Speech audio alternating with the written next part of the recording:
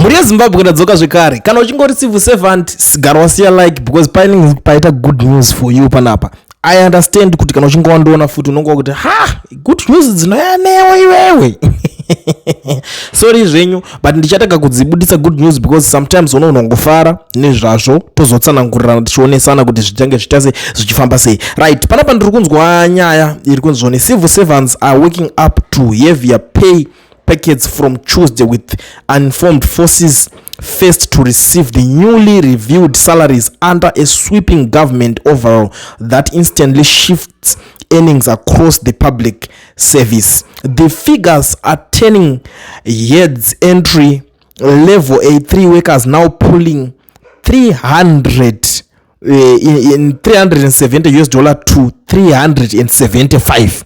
B grade salaries jumping up to 435, while mid-tier C band climbs to 536. At the top, senior D grades are now closing in on 900, peaking from 897.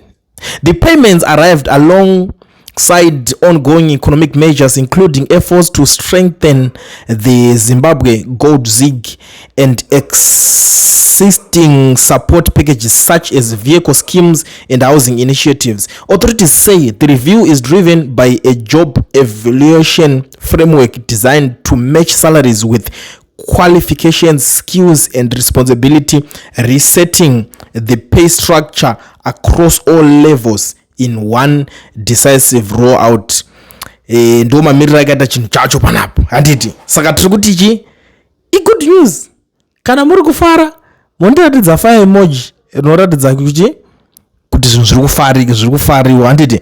But let's be very honest kapanapo. Onaika tiri kutaura nyaya yekuti zvoni A3 workers are now pulling mari yavo yanga imbori pa $370, izvo zviri kunzi kuenda pa $375. Muri kubata nyaya yacho ka. Vamwe wava ndo vari kunzi vari kubva vanga vari mama 435, rimwe team ndo rakuwana ma 536, but kozoita team rimwe rakuwana ma $900 kubva mo 897. I think these guys ndo wana vanhu vashanda mabasa akaita sana Niki Mangwana nani vari mabasa ari padenga chaicho haya yekuti kune kuchinyatsorwa basa graft chero ndo vari kunzi vari kuwana dzimwe dzese dzakutaurika panapa. Saka it's good news handiti. Ndigare mabata mazwi kuti good news. Regai tupinde tione kuti vana veZimbabwe vari kumboti kudii nenyaya iyoyo because ndozoti vamwe vacho havasi kumbofara. Right, pari kunzi nomwe panapo, sometimes don't just be happy if you are told that your salary will increase or has increased. Research how markets will respond to these changes. Ma $3 nema $5 iwo anenge awedzerwa. Kombi yanga iri mudhora ikapinda mupondo, yanga iri mupondo ikaenda mu3, yanga iri mu3 ikaenda mu5, zvingoenda zvakadaro. Andi muri kubata midzi dzacho.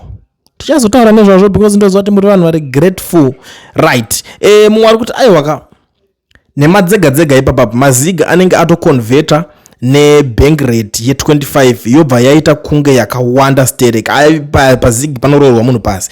I understand that, but CAB3 hatisi kuida. Don't forget that. Musatibate kumeso kuti tikanganwe kuti muri kuda kushonyongora mutemo mumwe wari kutaura nyaya iyi. Civil servants are already receiving $320 before the review plus some ZiG notes component. Is this the USD component or both ZiG and USD split between $320 USD and the remainder in ZiG?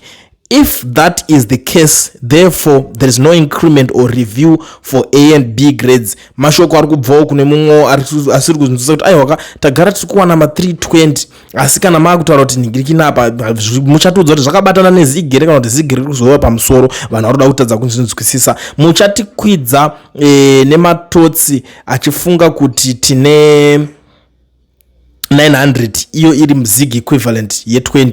Mumwe wakutaura izvi kuti zvinhu zvacho ingori skillful pakufamba kavara. But one thing amana kune mimi team rimwe remassive 7 mukasangana nesu ko mune mazoona nesu rimwe kana uchingowambona kana kuti wambokrosa border kana tangosangana or anyway patasangana chimbotitengerewo zvekumwa chimboti timbomwa because dzimwe nyaya dzenyu tinodzirwira sterek ndime vanhu vatinonyanyosa pamoyo kunyanya vari mumasecurity services sedha uri mupurisa muzeta P munoziva you know the love that we have guys for you kuti tinomira kunyazomeka short amana mari ngaiti yainyata shoma zvinhu zvokutoti imi pachenyu hamukwanisi kuzviita totoda kuti aiwa vanhu ngavapiwe mari yevanhu angaiwedzerwa mani chichanetsa ipapa kuna vamwe vanhu vakuti unoziva kuti masoja wese totokuonesai kuti aiwa but tiri kuona kuti mari yako uri kuwana yauri kufara iyi yazoita shoma pakadai you get the sense zvichingoenda zvakadaro tichingodaro but to be very honest panapa vanhu vari kucomplaina nenyaya yekuti aiwa mukuti wedzera kuti maincrease mari ne$5 here shuwa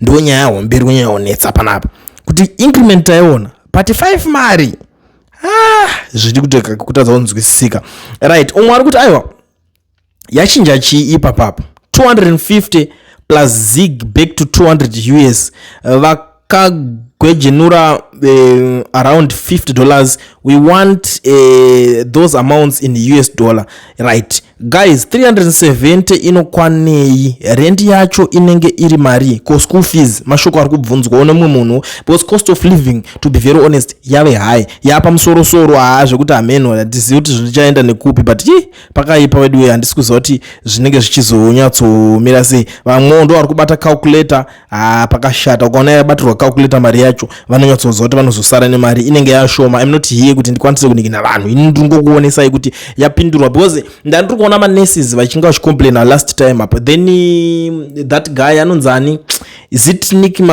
George Charamba yes the spokesperson wepresident emazomunangagwa akati muri kuita dzungu kutanga kuningina but nyaya dzenyu dziri kugadziriswa mari dziri kuda kuti ase dziri kuda kuti dzizowedzerwa iye wacho pachake is a civil servant and I'm suspecting kuti pamwe ndo vacho vawedzerwa $3 vakuwana $900 but those guys vane maadvantages akawanda vane mukana wekutora maloni wekuita sei mabenefits avo akati kurei kumabasa vanenge vachifamba nemota dzemakampanyi nechinchi kune vanhu vakadaro it makes sense hazvizomake sense kuna teacher asina kana benefit yaari kuwana azvimake sense kune muputisa wezeta P wekuti oraiti chero kanzi chenda unomirawo patraffic block pacho unozonopamira ka1 after 6 months unonge ukachingovharirwa panze uchitsikirwa pasi nemaseniors ako pabasa uchinzi iwewe ugara sara uripo uchinyora madocuments I remember pane umwe munhu so ndakaitoseka nyaya yacho chinzi anga atobudisa madrum atoloda mota ndobva zvanzi imimi ndimi muchasara zvenyu nhasi muri pano muchinyora madocuments musodzi inosara ikati chururuso zvinhu zvinorwadza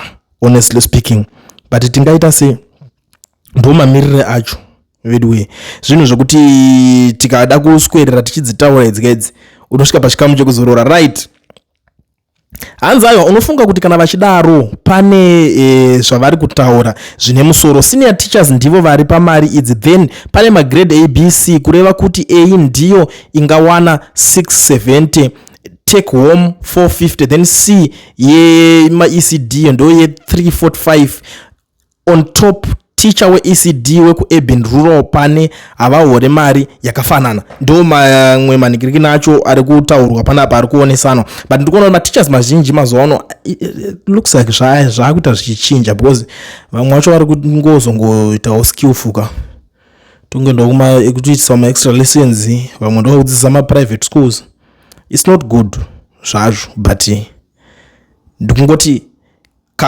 that transition yekungofunga ngokuti ndoita side hustle ndididi mari ngaimbobuda yakakwana guys ndopete ichitaura pepe but vamwe vacho mamotadza kuzviteerera pari mari ngaimbowedzera kuzi imi muri kumbowanawo mari imi macho muri kudenga ndopanenge pane ningirikini kune vanenge vachinge vafarira nyaya dzacho munondiudza to vatakontinya but for now ngatimbomirira panapa tichinzwa kuti muri kuti kudii imi muri kuionawo sei nyaya yacho iyi